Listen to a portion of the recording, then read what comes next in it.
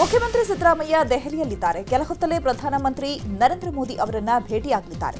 ಈಗಾಗಲೇ ಪ್ರಧಾನಿ ಭೇಟಿಗೆ ಸಿಎಂ ಸಿದ್ದರಾಮಯ್ಯ ತೆರಳುತ್ತಾ ಇದ್ದಾರೆ. ಪ್ರಧಾನಿ ಜೊತೆ ಚರ್ಚೆಗೆ ಸಿಎಂ 20 ನಿಮಿಷ ಸಮಯದ ಅವಧಿಯನ್ನ ಕೇಳಿದ್ದಾರೆ. ಜೊತೆಗೆ ಸಮಯವನ್ನ ನಿಗದಿ ಸಹ ಮಾಡಲಾಗಿದೆ. ಕಬ್ಬು ಬೆಳೆಗಾರರ ಸಮಸ್ಯೆಗಳ ಬಗ್ಗೆ ಪ್ರಧಾನಿಗೆ ಮನವರಿಕೆ ಮಾಡಿಕೊಡುವುದು, ಇಳುವರಿ ಆಧಾರಿತ ಬೆಲೆ ನಿಗದಿ ಸರಳೀಕರಣಕ್ಕೆ ಮನವಿ, ಟನ್ ಕಬ್ಬಿಗೆ ಈಗಿರುವ 3500 ಹೆಚ್ಚಿಸಲು ಮನವಿ, ಸಾಗಣೆ ಕಟಾವು ವೆಚ್ಚ ಬೆಳೆಗಾರರ ಹೊರೆ ಆಗದಂತೆ ಬೆಳೆಗಾರರಿಗೆ ನಿರ್ಧಾರವನ್ನು ತೆಗೆದುಕೊಳ್ಳಬೇಕು ಅಂತ ಮನವಿ ಮಾಡಿದ್ದಾರೆ. ಅಲ್ಲದೆ ಬೆಂಬಲ ಬೆಲೆ, ಎಫ್ಆರ್ಪಿ, ಎಂಎಸ್ಪಿ ದರ ಹೆಚ್ಚಳದ ಬಗ್ಗೆ ಸಿಎಂ ಚರ್ಚೆ ಮಾಡಲಿದ್ದಾರೆ. ಕಬ್ಬಿನ ಸಮಸ್ಯೆಗಳ ಜೊತೆಗೆ ನೀರಾವರಿ ವಿಷಯಗಳ ಬಗ್ಗೆಯೂ ಚರ್ಚೆ ನಡೆಸುವ ಸಾಧ್ಯತೆ ಇದೆ. ಸುಪ್ರೀಂ ಕೋರ್ಟ್ ಅನುಮತಿ ನೀಡಿರುವ ಮೇಕೆದಾಟು ಯೋಜನೆ, ಮಹದಾಯಿ, ಭದ್ರಾ ಮೇಲ್ದಂಡೆ, ಕೃಷ್ಣಾ ಮೇಲ್ದಂಡೆಯ 3ನೇ ಹಂತ, ಜಿಎಸ್ಟಿ ಹಂಚಿಕೆಯಲ್ಲಿ ರಾಜ್ಯಕ್ಕೆ ಆಗ್ತಾ ಇರುವಂತಹ ಅನ್ಯಾಯ, ಕೇಂದ್ರದಿಂದ ಬಾಕಿ ಇರುವ ಅನುದಾನ, ಅತಿವೃಷ್ಟಿಯಿಂದಾಗಿರುವ ಬೆಳೆ ಹಾನಿಗೆ ಪರಿಹಾರ ನೀಡುವಂತೆ ಮನವಿ ಮಾಡಿ ಚರ್ಚೆ ಮಾಡಲಿದ್ದಾರೆ. ಇನ್ನು ಪ್ರಧಾನಿ ಭೇಟಿ ಬಳಿಕ ಎಐಸಿಸಿ ಅಧ್ಯಕ್ಷ ಮಲ್ಲಿಕಾರ್ಜುನ ಖರ್ಗೆ ಅವರನ್ನ ಸಿಎಂ ಭೇಟಿಯಾಗಲಿದ್ದಾರೆ. ಸಂಜೆ 6:30ಕ್ಕೆ ಸಿಎಂ ಭೇಟಿಗೆ ಮಲ್ಲಿಕಾರ್ಜುನ ಖರ್ಗೆ ಸಮಯದ ಅವಕಾಶವನ್ನು ಕೊಟ್ಟಿದ್ದಾರೆ.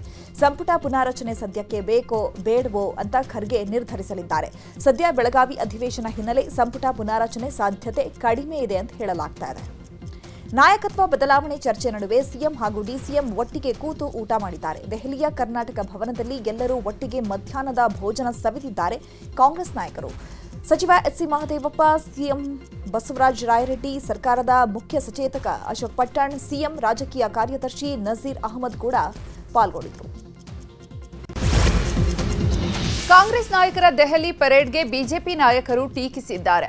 ಬೆಂಗಳೂರಲ್ಲಿ ಮಾತನಾಡಿದ ಪ್ರತಿಪಕ್ಷ ನಾಯಕ ಅಶೋಕ್, ನವೆಂಬರ್ನಲ್ಲಿ ಅಧಿಕಾರ ಹಸ್ತಾಂತರ ಇದೆ ಅಂತ ನಾನು ಪದೇ ಪದೇ ಹೇಳ್ತಾ ಇದ್ದೆ.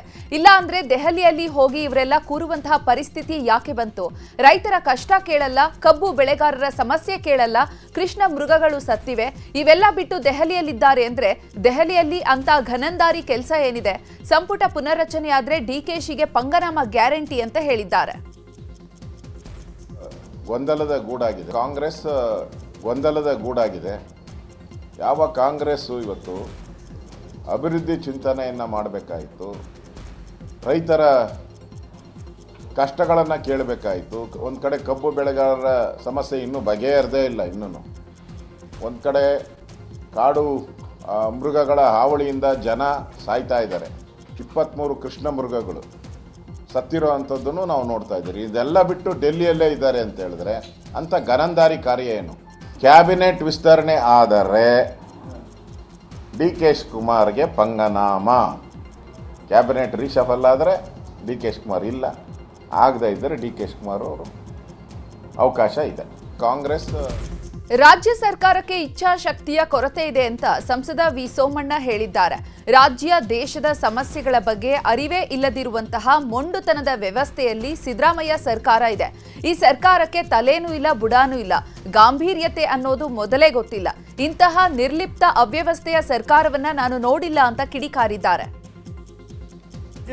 ದೇಶದ ಬಗ್ಗೆ, ದೇಶದ ರಾಜ್ಯದ ಸಮಸ್ಯೆಗಳ ಬಗ್ಗೆ ಅರಿವೇ ಇಲ್ಲದೆ ಇರ್ತಕ್ಕಂಥ ಮೊಂಡುತನದ ವ್ಯವಸ್ಥೆಯಲ್ಲಿ ಸಿದ್ದರಾಮಯ್ಯ ಸರ್ಕಾರ ಇದೆ.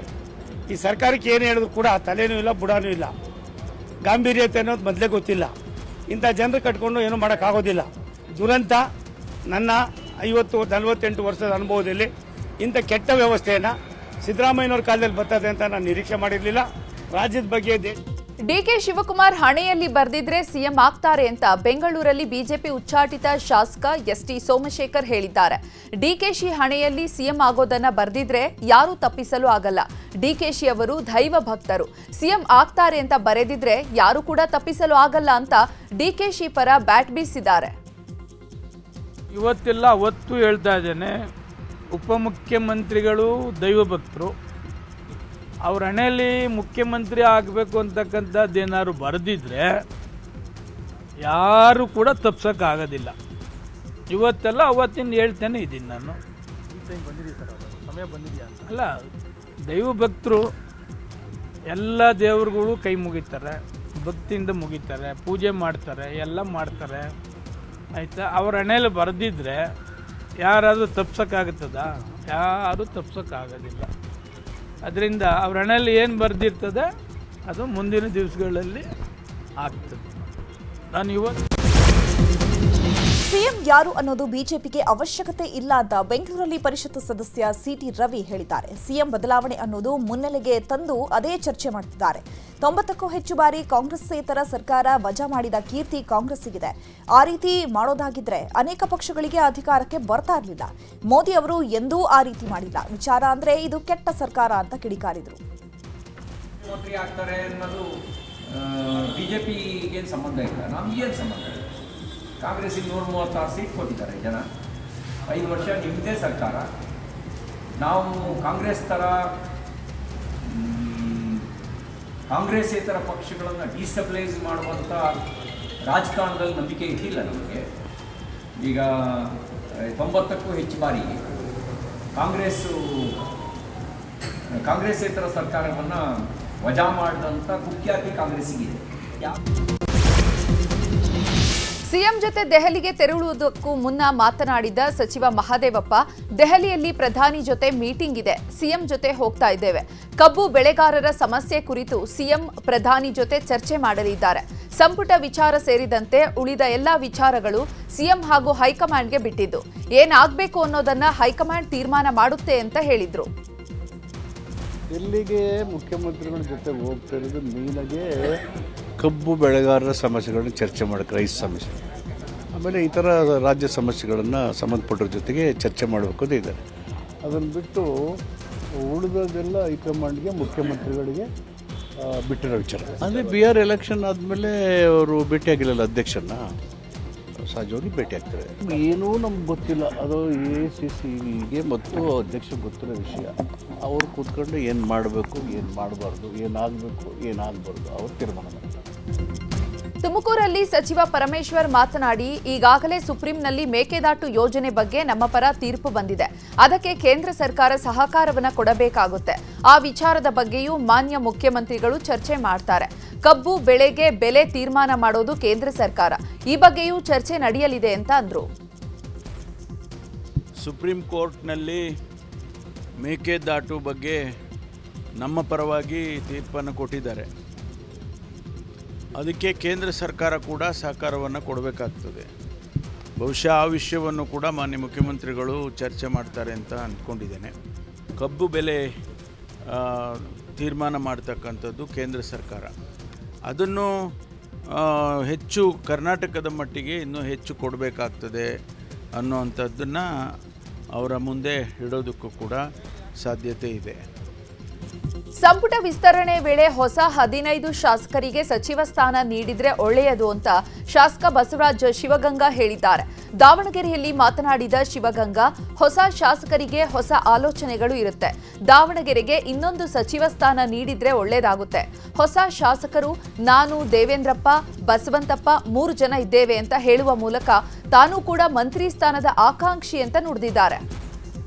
ಅದಿದೆಯಲ್ಲ, ಹೊಸ ಬೇರು ಹಳೆ ಬೇರು ಹೊಸ ಚಿಗುರು ಅಂತ, ಅವೆರಡು ಕಂಬೈಂಡ್ ಆದರೆ ಗಿಡ ಚೆನ್ನಾಗಿ ಬೆಳೀತದೆ ಅಂತ. ಆ ರೀತಿಯಲ್ಲಿ ಇದು ಒಂದು ಒಳ್ಳೆ ಬೆಳವಣಿಗೆ ಆಗ್ತದೆ.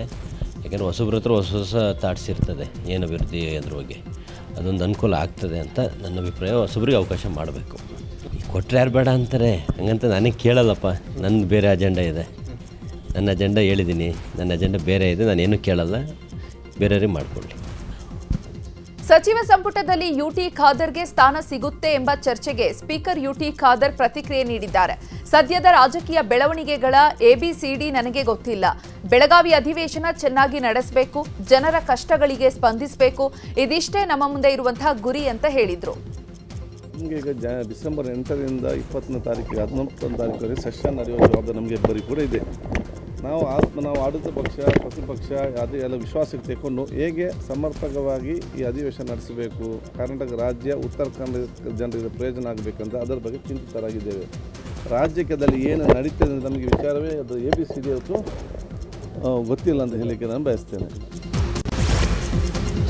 ಮೇಕೆದಾಟು ಯೋಜನೆ ವಿಚಾರವಾಗಿ ತೀರ್ಪು ಕರ್ನಾಟಕದ ಪರ ಬಂದಿದೆ. ಈ ಬಗ್ಗೆ ಉಪಮುಖ್ಯಮಂತ್ರಿ DK ಶಿವಕುಮಾರ್ ಹರ್ಷ ವ್ಯಕ್ತಪಡಿಸಿದರು.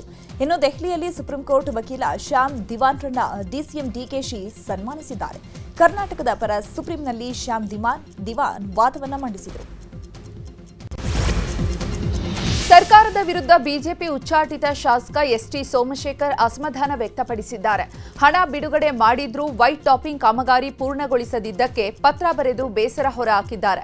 ಯಶವಂತಪುರ ವಿಧಾನಸಭಾ ಕ್ಷೇತ್ರ ವ್ಯಾಪ್ತಿಯ ಉತ್ತರಹಳ್ಳಿ ಮುಖ್ಯ ರಸ್ತೆ, ಕೋಡಿಹಳ್ಳಿ ಮುಖ್ಯ ರಸ್ತೆ ಹಾಗೂ ಹಾಲಿಡೆ ವಿಲೇಜ್ ರಸ್ತೆಯ ವೈಟ್ ಟಾಪಿಂಗ್ ಕಾಮಗಾರಿ ಕುಂಟುತ್ತಾ ಸಾಗಿದೆ. ಅನುದಾನ ಬಿಡುಗಡೆಯಾಗಿ ವರ್ಷಗಳೇ ಕಳೆದ್ರೂ ಕಾಮಗಾರಿ ಪೂರ್ಣಗೊಂಡಿಲ್ಲ. ಇದರಿಂದ ಸಾರ್ವಜನಿಕರಿಗೆ ಸಾಕಷ್ಟು ಸಮಸ್ಯೆ ಆಗ್ತಾ ಇದೆ. ವೈಟ್ ಟಾಪಿಂಗ್ ಕಾಮಗಾರಿ ಪೂರ್ಣಗೊಳಿಸದಿದ್ದರೆ ಜಿಬಿಎ ಕಚೇರಿ ಬಳಿ ಧರಣಿ ಕೂರುವುದಾಗಿ ಗ್ರೇಟರ್ ಬೆಂಗಳೂರು ಮುಖ್ಯ ಆಯುಕ್ತರಿಗೆ ಎಚ್ಚರಿಕೆ ನೀಡಿದ್ದಾರೆ. ಕೊನೆಗೂ ತುಮಕೂರಿಗೆ ಮೆಟ್ರೋ ಸಂಪರ್ಕಕ್ಕೆ ಡಿಪಿಆರ್ಗೆ ಸಿದ್ಧತೆ ನಡೆದಿದೆ. ಬೆಂಗಳೂರಿಂದ ತುಮಕೂರಿಗೆ ಮೆಟ್ರೋ ವಿಸ್ತರಣೆಗೆ ಸರ್ಕಾರ ಮಹತ್ವದ ಹೆಜ್ಜೆ ಇಟ್ಟಿದೆ. ಬೆಂಗಳೂರು ಮೆಟ್ರೋವನ್ನು ತುಮಕೂರಿನವರೆಗೆ ಅಂದರೆ 59.6 ಕಿಲೋಮೀಟರ್ ಗ್ರೀನ್ ಲೈನ್ ವಿಸ್ತರಣೆಗೆ ಡಿಪಿಆರ್ ರೆಡಿ ಮಾಡುವುದಕ್ಕೆ ಬಿಎಂಆರ್ಸಿಎಲ್ ಬಿಡ್ ಕರೆದಿದೆ. ಈ ಹಿಂದೆ ಮಾದವರ ತುಮಕೂರು ಕಾರಿಡಾರ್ನ ಡಿಪಿಆರ್ಗಾಗಿ ಕಾರ್ಯಸಾಧ್ಯತಾ ಅಧ್ಯಯನವನ್ನು ಕೈಗೊಳ್ಳುವುದಕ್ಕೆ ಸರ್ಕಾರ ನಿರ್ದೇಶನ ನೀಡಿತ್ತು. ಈ ಹಿನ್ನೆಲೆ ಡಿಪಿಆರ್ ರೆಡಿ ಮಾಡಲು ನಮ್ಮ ಮೆಟ್ರೋ ಬಿಡ್ ಆಹ್ವಾನಿಸಿದೆ. ಪಿಪಿಪಿ ಮಾದರಿಯಲ್ಲಿ ಅಭಿವೃದ್ಧಿಪಡಿಸಲು ಡಿಪಿಆರ್ಗೆ ಪ್ಲಾನ್ ನಡೆದಿದೆ. ನೆಲಮಂಗಲ, ದಾಬಸ್ಪೇಟೆ ಮತ್ತು ಕ್ಯಾತಸಂದ್ರ ಮೂಲಕ ಮೆಟ್ರೋ ಮಾರ್ಗ ಹಾದು ಹೋಗಲಿದೆ. ಈ ಯೋಜನೆಯ ಮೊದಲ ಹಂತಕ್ಕೆ 20,649 ಕೋಟಿ ರೂಪಾಯಿ ವೆಚ್ಚವಾಗುವ ನಿರೀಕ್ಷೆ ಇದೆ. ತುಮಕೂರುವರೆಗೆ ನಮ್ಮ ಮೆಟ್ರೋ ಮಾರ್ಗ ವಿಸ್ತರಣೆ ನಿರ್ಧಾರಕ್ಕೆ ಸಂಸದ ತೇಜಸ್ವಿ ಸೂರ್ಯ ಕಿಡಿಕಾರಿದ್ದಾರೆ. ಬೆಂಗಳೂರಲ್ಲಿ ಮಾತನಾಡಿದ ತೇಜಸ್ವಿ ಸೂರ್ಯ, ಮೆಟ್ರೋ ಅಂದ್ರೆ ಕೇವಲ ನಗರ ಪ್ರದೇಶದಲ್ಲಿರಬೇಕು, ಅದನ್ನ ಅಕ್ಕಪಕ್ಕ ಜಿಲ್ಲಾ ಕೇಂದ್ರಗಳಿಗೆ ಎಲ್ಲೂ ವಿಸ್ತರಣೆ ಮಾಡಿಲ್ಲ. ಇದು ರಿಯಲ್ ಎಸ್ಟೇಟ್ ಬೂಸ್ಟ್ ಮಾಡೋಕೆ ಮಾಡ್ತಿದ್ದಾರೆ. ತುಮಕೂರಿಗೆ ಬೇಕಿದ್ರೆ ಸಬರ್ಬನ್ ರೈಲು ವಿಸ್ತರಣೆ ಮಾಡಲಿ ಅಂತ ಸರ್ಕಾರದ ವಿರುದ್ಧ ವಾಗ್ದಾಳಿ ನಡೆಸಿದ್ದಾರೆ. ತುಮಕೂರಿಗೆ ನಾವು ಮೆಟ್ರೋ ಅಥವಾ ರೈಲ್ ಕನೆಕ್ಷನ್ ಕೊಡೋದನ್ನ ನಾವು ವಿರೋಧ ಮಾಡ್ತಾ ಇಲ್ಲ, ಜನ ಅದನ್ನ ಅನ್ಯತಾ ಭಾವಿಸಬಾರದು. ಆದರೆ ಮೆಟ್ರೋಗೆ ಈಗ ಹೆಂಗೆ ಮುಂಬೈಯಿಂದ ಥಾನೆಗೆ, ಡೆಲ್ಲಿಯಿಂದ ಹರಿಯಾಣದ ಗುಡ್ಗಾವಿಗೆ RRTS ಮಾಡಿದ್ದಾರೆ, ಅದೇ ರೀತಿಯಾದಂಥ RRTS ವ್ಯವಸ್ಥೆಯನ್ನು ಕಲ್ಪಿಸ್ಬೋದು. 1 ಕಿಲೋಮೀಟರ್ ಮೆಟ್ರೋ ಮಾಡೋದಕ್ಕೆ 450 ಕೋಟಿ ರೂಪಾಯಿ ಖರ್ಚಾಗುತ್ತೆ. ತುಮಕೂರಿಂದ ಇಲ್ಲಿ ತನಕ ನೀವು ಮೆಟ್ರೋ ಮಾಡಿದ್ರೆ ಜನ ನಿಂತ್ಕೊಂಡು ಬರಬೇಕಾಗತ್ತೆ 1 ಗಂಟೆ. ನಿಮಗೆ ಯಾರಿಗೆ ಅಡ್ವೈಸ್ ಮಾಡ್ತಾ ಇದ್ದಾರೆ? ರಿಯಲ್ ಎಸ್ಟೇಟ್ ಲಾಬಿಗಳಿಗೆ ಸಹಾಯ ಆಗಬೇಕು ಅನ್ನೋ ರೀತಿಯಲ್ಲಿ ನಾವು ಯೋಜನೆ ಮಾಡ್ತೀವಿ ಅಂತ ಹೊರಟ್ರೆ ಇದೇ ರೀತಿಯ ಐಡಿಯಾಗಳು ಬರೋದು. ಬೆಂಗಳೂರಿನ CMP ಪ್ರಕಾರ, ಕಾಂಪ್ರಹೆನ್ಸಿವ್ ಮೊಬಿಲಿಟಿ ಪ್ಲಾನ್ನ ಪ್ರಕಾರ 300 ಕಿಲೋಮೀಟರ್ ಮೆಟ್ರೋ ಬೆಂಗಳೂರು ನಗರಕ್ಕಾಗಬೇಕು 2031ರಲ್ಲಿ. ಫಸ್ಟ್ ಅದನ್ನು ಮಾಡಿ ಅಂತ ಹೇಳಿ ರಾಜ್ಯ ಸರ್ಕಾರಕ್ಕೆ ಆಗ್ರಹ ಮಾಡ್ತಾ ಇದ್ದಾರೆ. ಕಲಬುರಗಿಯಲ್ಲಿ ಕಬ್ಬು ಬೆಳೆಗಾರರ ಹೋರಾಟ ಮತ್ತೆ ಮುಂದುವರೆದಿದೆ. ಟನ್ ಕಬ್ಬಿಗೆ 3,160 ರೂಪಾಯಿ ಕೊಡುವುದಾಗಿ ಹೇಳಿದಂತಹ ಕಬ್ಬಿನ ಕಾರ್ಖಾನೆಗಳು ಈಗ ಉಲ್ಟಾ ಹೊಡೆದಿವೆ. ಟನ್ ಕಬ್ಬಿಗೆ 2,900ರಿಂದ 3,000 ರೂಪಾಯಿ ಕೊಡುವುದಾಗಿ ಸಕ್ಕರೆ ಕಾರ್ಖಾನೆಗಳು ಹೇಳ್ತಾ ಇವೆ. ಮಾತು ತಪ್ಪಿದ ಜಿಲ್ಲಾಡಳಿತ ಸಕ್ಕರೆ ಕಾರ್ಖಾನೆಗಳ ವಿರುದ್ಧ ರೈತರು ಸಿಡಿದೆದ್ದಿದ್ದಾರೆ. ಕೊಟ್ಟ ಮಾತಿನಂತೆಯೇ ಟನ್ ಕಬ್ಬಿಗೆ 3,160 ರೂಪಾಯಿ ಕೊಡಲೇಬೇಕು ಅಂತ ಆಗ್ರಹಿಸಿ ಕಲಬುರಗಿ ಜಿಲ್ಲಾಧಿಕಾರಿ ಕಚೇರಿ ಎದುರು ಬೃಹತ್ ಹೋರಾಟ ಮಾಡ್ತಿದ್ದಾರೆ. 3,200 ರೂಪಾಯಿ 300 ರೂಪಾಯಿ ಹಿಡ್ಕೊಂಡು ಏನು ರೇಟ್ ನಿಗದಿ ಆಗ್ಯದ. ನಮ್ಮ ಗುಲ್ಬರ್ಗ ಜಿಲ್ಲೆನ ಆಗಬೇಕಾಗಿತ್ತು.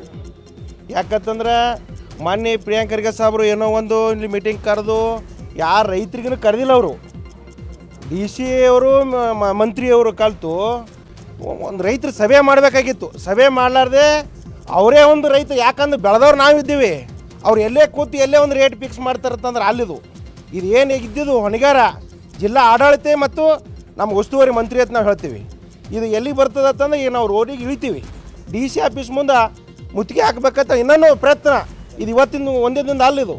ಬೆಳಗಾವಿ ಬೀದರ್ನಲ್ಲಿ ಕಬ್ಬು ಬೆಳೆಗಾರರ ಪ್ರತಿಭಟನೆ ಮುಂದುವರೆದಿದೆ. ಕಬ್ಬು ದರ ನಿಗದಿಗಾಗಿ ಆಗ್ರಹಿಸಿ ಕಳೆದ 5 ದಿನಗಳಿಂದ ರೈತರು ಅಹೋರಾತ್ರಿ ಧರಣಿ ಮಾಡುತ್ತಿದ್ದಾರೆ. ಜಿಲ್ಲಾ ಉಸ್ತುವಾರಿ ಸಚಿವ ಈಶ್ವರ್ ಖಂಡ್ರೆ ಕಚೇರಿ ಮುಂದೆ ರಾಜ್ಯ ರೈತ ಸಂಘ ಮತ್ತು ಸಂಯುಕ್ತ ಕಿಸಾನ್ ಮೋರ್ಚಾ ನಿರಂತರ ಹೋರಾಟ ಮಾಡ್ತಾ ಇದೆ.